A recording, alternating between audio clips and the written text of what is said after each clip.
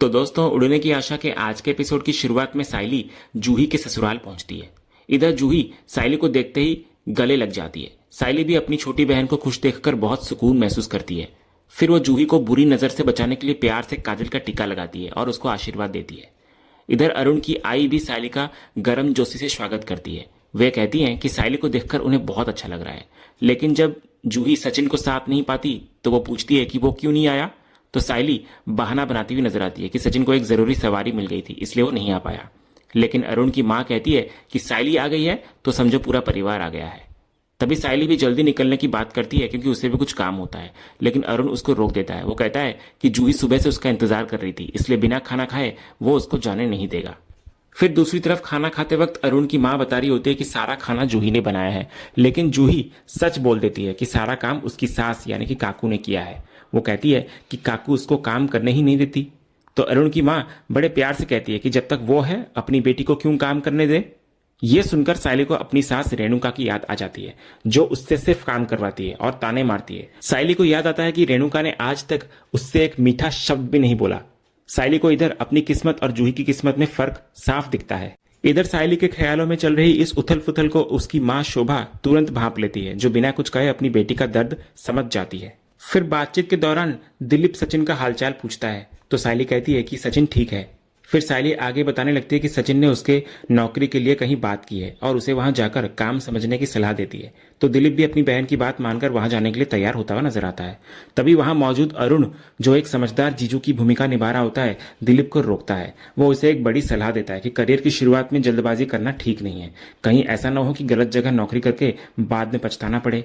जब अरुण दिलीप से उसके भविष्य की योजनाओं के बारे में पूछता है तो दिलीप साफ कहता है कि उसका असली मकसद पहले काम का तजुर्बा हासिल करना है, ताकि बाद में वो अपना खुद का बिजनेस शुरू कर सके। फिर दिलीप की ये स्पष्ट सोच देखकर अरुण तुरंत उसकी हेल्प करने का फैसला करता है। वो अपने एक जान पहचान वाले बड़े फाइनेंसर को फोन लगाता है। अरुण फोन पर दिलीप की जमकर तारीफ करता है, उसे मेहनती, होनहार और काम के प्रति गंभीर बताता है और उसके लिए एक इंटरव्यू पक्का करवा देता है। फिर फोन रखने के बाद दिलीप को अरुण समझाता है कि यह बहुत बड़ा मौका है, यहाँ काम करने से उसे भविष्य के लिए बेहतरीन अनुभव मिलेगा, बस उसको इंटरव्यू की तैयारी अच्छे से करनी होगी। इधर अरुण का ये बड़प्पन और हेल्प देखकर साइली की मां शोभा का दिल भर आता है। वे भावुक होकर अरुण का आभार जताती है कि वो उनके परिवार के लिए इतना कुछ कर रहा है। तो इस पर अरुण बड़ी विनम्रता से लेकिन अधिकार के साथ कहता है कि यह उसका फर्ज है, क्योंकि वो खुद को दामाद नहीं बल्कि इस घर का बेटा मानता है। तो अरुण की इन बातों से पूरे परिवार को एक मजबूत सहारा महसूस होता है और दिलीप भी खुशी खुशी उनका धन्यवाद करता है। कहानी का अगला हिस्सा तेजस और रोशनी की दुकान की तरफ मुड़ता है, जहां रोशनी अपने दिल का गुबार निकाल रही होती है। घर में हो रहे बर्ताव से वो इतनी दुखी और अपमानित महसूस कर रही होती है कि वो अपनी तुलना एक जानवर से कर बैठती है। उसे लगता है कि जिस तरह का सलूक उसके साथ हो रहा है वैसा तो जानवरों के साथ भी नहीं किया जाता। तो तेजस, जिसका पूरा ध्यान कंप्यूटर स्क्रीन पर होता है, बिना कुछ सोचे समझे रोशनी की बात पर एक तीखा कटाक्ष कर देता है। वो दबी जुबान में कहता है कि जानवर ऐसी गलतियां नहीं करते, इसलिए उनके साथ ऐसा नहीं होता। तो रोशनी के कानों तक ये बात पहुंच जाती है। वो पूछती है क्या बोला। तो माहौल को बिगाड़ते देख तेजस फौरन अपनी बात को पलट देता है। वो सफाई पेश करते हुए कहता है कि उसका इरादा कुछ और था। वो बस ये कहना चाहता है कि घर के हालात सुधारने के लिए उसकी आई को थोड़ा वक्त देना चाहिए। लेकिन रोशनी अब सिर्फ वक्त देने के मूड में नहीं होती। वो तेजस को सख्त लहजे में कहती है कि उन्हें मिलकर सब ठीक करना ही होगा। वो खुद तो उपाय सोच ही रही होती है, साथ ही वो तेजस को भी झिड़कते हुए कहती है कि वो भी अपने दिमाग पर जोर डाले और इस मुसीबत से निकलने का कोई रास्ता खोजे। तभी कहानी में कुछ नए किरदारों की एंट्री होती है। दुकान पर राजा और रानी नाम का एक गरीब जोड़ा काम की तलाश में पहुंचता है। उनकी वेशभूषा और लाचारी बता रही होती है कि उन्हें काम की सख्त जरूरत है। जब तेजस बताता है कि काम तो है सिर्फ एक इंसान के लिए, तो वे दोनों मजबूरी में एक अनोखा सौदा करते हैं। वे एक ही तनख्वाह में पति पत्नी दोनों काम करने को तैयार हो जाते हैं। इतना ही नहीं, रहने के लिए जगह न होने के कारण वे दुकान में ही रहकर चौकीदारी और निगरानी का जिम्मा उठाने की पेशकश भी कर देते हैं, जिससे उनका और दुकान मालिक दोनों का फायदा हो। तभी तेजस के मन में तुरंत शक की घंटी बजती है। उसे डर होता है कि कहीं ये अनजान लोग कोई फ्रॉड तो नहीं। वो अपनी आशंका रोशनी को बताने लगता है, लेकिन रोशनी का नजरिया बिल्कुल अलग होता है। उसे लगता है कि ये लोग इतने भोले और लाचार हैं कि इन्हें चालाकी का मतलब भी नहीं पता होगा। रोशनी का मानना होता है कि गांव से आए लोग मेहनती और वफादार होते हैं, इसलिए वो तेजस के शक को खारिज कर देती है। राजा और रानी इधर हर तरह का काम यानी कि झाड़ू पोछे से लेकर भारी सामान उठाने और चाय पानी तक करने का भरोसा दिलाते हैं। उनकी ये तत्परता देखकर तेजस उन्हें 1 महीने के ट्रायल पर रखने के लिए राजी होता हुआ नजर आता है। तो ये सुनते ही वो जोड़े की खुशी का ठिकाना नहीं रहता।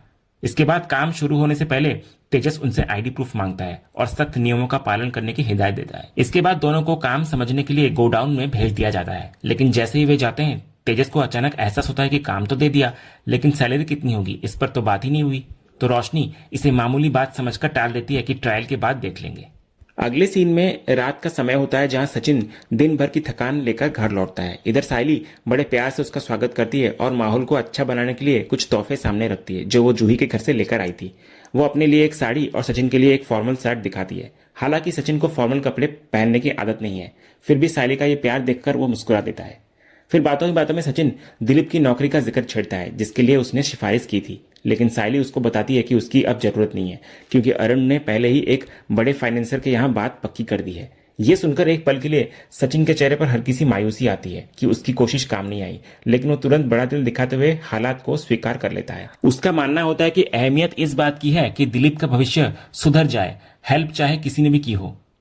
इतने में तभी एक बेहद प्यारा और भावुक पल आता है जब साइली अचानक सचिन के गाल को किस करती है। सचिन इस अचानक मिले प्यार से हैरान हो जाता है और साइली की खामोशी के पीछे की वजह पूछता है, तो साइली का दिल भर आता है और वो बताने लगती है कि आज उसने जूही और उसकी सास का रिश्ता देखा जहां सिर्फ प्यार और अपनापन था। उस घर के सुकून की तुलना जब वो अपने घर के रोज रोज के क्लेश और ताने से करती है तो उसे एक टीस महसूस होती है। वो साफ करती है कि उसे जूही की खुशी से जलन नहीं है, बस अपनी किस्मत और घर के माहौल को लेकर मन उदास है।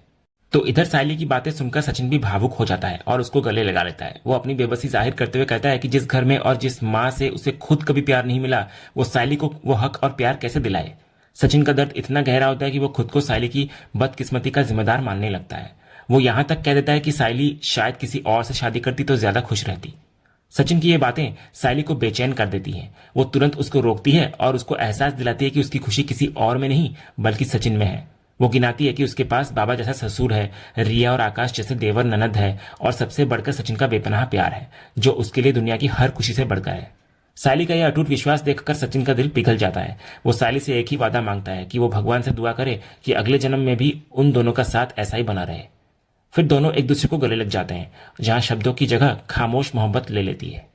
अगले सीन की शुरुआत एक बेहद हल्के फुल्के और शरारती अंदाज से होती है। सचिन अपनी टैक्सी की सवारी एक माँ और बेटी को लेकर सीधे साइली की फूलों की दुकान पर पहुंचता है। वहां पहुंचते ही वो अपनी आदत के मुताबिक ड्रामा शुरू कर देता है और सवारी के सामने दुकान की बढ़ा चढ़ाकर तारीफ करने लगता है। वो दुकान को वर्ल्ड फेमस बताने लगता है और दावा करता है कि यहाँ से बेहतर फूल पूरे शहर में कहीं नहीं मिलते। जब सवारी फूल पसंद करती है और साइली दाम बताती है तो सचिन जानबूझकर ग्राहक के पक्ष में बोलने लगता है। वो साइली को महंगा बेचने के लिए टोकता है और दाम कम करने की जिद करता है, मानो वो साइली को जानता ही ना हो। इधर साइली भी सचिन का खेल समझ जाती है और उसी अंदाज में जवाब देती है कि अच्छी क्वालिटी के लिए दाम तो लगेगा ही। दोनों के बीच की ये बनावटी टकरार इतनी असली लगती है कि सवारी को बीच बचाव करना पड़ता है और वो साइली के बताए दाम पर ही फूल लेने को तैयार हो जाती है। फिर उत्साह में आकर सचिन हेल्प करने की कोशिश करता है, लेकिन अनाड़ीपन में फूलों की टोकरी को गिरा देता है। साइली सचिन को नौसिखिया कहते हुए डांटती है, लेकिन अंदर ही अंदर वो भी इस हरकत पर मुस्कुरा रही होती है। जब ग्राहक भुगतान के लिए बड़ा नोट देती है यानी कि 500 का और साइली के पास खुले पैसे नहीं होते तो सचिन फिर से टांग खींचता है कि यह दुकानदारों की चाल है। वो ग्राहक को थोड़ी देर गाड़ी में बैठने को कहकर खुद छुट्टा कराने का जिम्मेदारी ले लेता है। जैसे ही ग्राहक वहां से हटते हैं सचिन अपनी असली भूमिका में आ जाता है। वो साइली को समझाता है कि वो ये सब सिर्फ उसके उदास चेहरे पर मुस्कान लाने के लिए कर रहा था। वो उसको सलाह देता है कि चाहे जिंदगी में कितनी भी उथल पुथल क्यों ना हो, उसे खुश रहना नहीं छोड़ना चाहिए। तो साइली के पास खुले पैसे ना होने पर सचिन खुद इंतजाम करने निकल जाता है। तभी वहां अरुण और जूही पहुंचते हैं। जूही इधर साइली से गले मिलती है और बताने लगती है कि वे मंदिर आए थे तो सोचा आई से भी मिल ले। फिर बातों बातों में पता चलता है कि बाड़ू यानी कि दिलीप अरुण की बताई जगह पर इंटरव्यू के लिए गया है। इसी बीच सचिन खुले पैसे लेकर वहां लौटता है और अरुण को देखकर हैरान हो जाता है। इधर अरुण तुरंत अपनी सफाई में सचिन को दिखाकर कहता है कि उसके कुछ करने से पहले ही वो वाला केस खत्म हो गया था। तो साइली भी पुष्टि करती है कि सचिन बेकसूर था और ये सब कुछ चिट्टी की साजिश थी जिसे अब पुलिस ने पकड़ लिया है। इस पर अरुण दोबारा क्रेडिट लेने की कोशिश करता है कि अगर ऐसा ना होता तो वो खुद सचिन को छुड़वा देता है। इधर सचिन भी तंज कसते हुए कहता है कि जो केस करवाता है वही खत्म भी तो कर सकता है ना। इस बात से दोनों के बीच तनाव साफ दिखाई देता है। इसके बाद साइली बात को संभालते हुए अरुण को शुक्रिया कहती है तो अरुण इसे अपना फर्ज बताकर सचिन को उकसाने की कोशिश करता है, लेकिन सचिन खामोश रहता है। जाते जाते सचिन जूही को रोकता है और एक बड़े भाई की तरह उसको हिदायत देता है कि अगर अरुण उसे कभी परेशान करे तो वो सबसे पहले उसे आकर बताए। तो जूही आश्वस्त करती है कि अरुण उसका बहुत ख्याल रखता है, वो ऐसा कुछ नहीं करेगा। फिर जूही और अरुण के जाने के बाद सचिन सायली से नाराजगी जाहिर करता है कि उसे अरुण का शुक्रिया अदा नहीं करना चाहिए था। सचिन को यकीन होता है कि अरुण उसे इस बार भी जेल भेजने की फिराक में था, लेकिन सायली अरुण का बचाव कर दी है। तो सचिन फिर साफ कहता हुआ नजर आता है कि अगर जूही को कोई तकलीफ हुई तो वो अरुण को छोड़ेगा नहीं। इसके बाद सायली सचिन को शांत करके काम पर वापस भेज देती है। दूसरी तरफ सचिन अपनी सवारी को मंजिल पर छोड़कर जब किराया हाथ में लेता है तो उसके चेहरे पर चिंता की लकीरें उभर आती है। उसको एहसास होता है कि इन छोटी मोटी सवारियों से घर का खर्च, सीएनजी और सिर पर चढ़ी बैंक की ईएमआई चुकाना नामुमकिन है। मुसीबत तब और बढ़ जाती है जब बैंक से ईएमआई भरने का फोन भी आता है। तो सचिन शाम तक पैसे भरने का वादा तो कर लेता है, लेकिन अंदर ही अंदर वो जानता है कि जेब खाली है और वक्त बहुत कम है।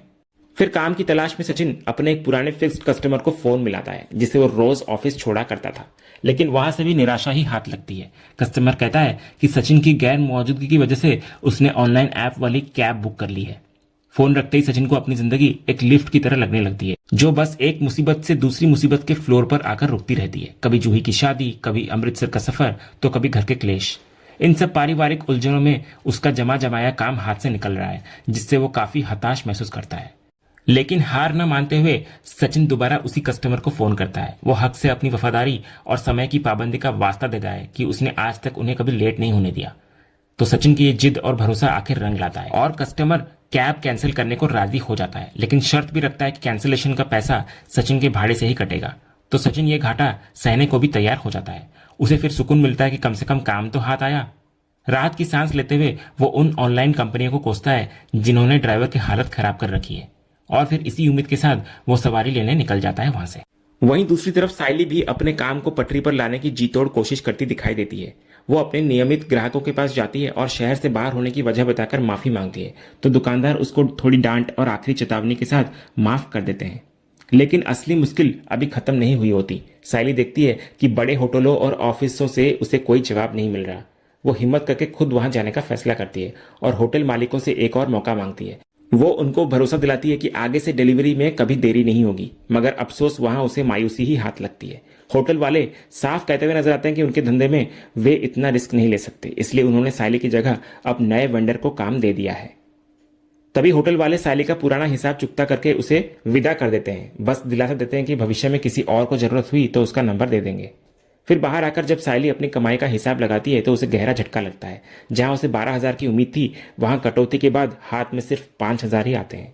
अपनी महीनों की मेहनत को इस तरह जाया होते देख सायली बेहद निराश और हताश हो जाती है, और इसी मायूसी और भविष्य की चिंता के साथ आज का एपिसोड यहीं खत्म होता है। तो दोस्तों, आपको आज का ये एपिसोड और इसका अपडेट कैसा लगा, अपनी राय हमें कमेंट करके जरूर बताएं। अगर आपको आज का ये वीडियो पसंद आया हो तो वीडियो को लाइक और शेयर जरूर करें, और उड़ने की आशा के आने वाले रोमांचक ट्विस्ट एंड टर्न्स जानने के लिए हमारे इस चैनल को सब्सक्राइब करना ना भूलें।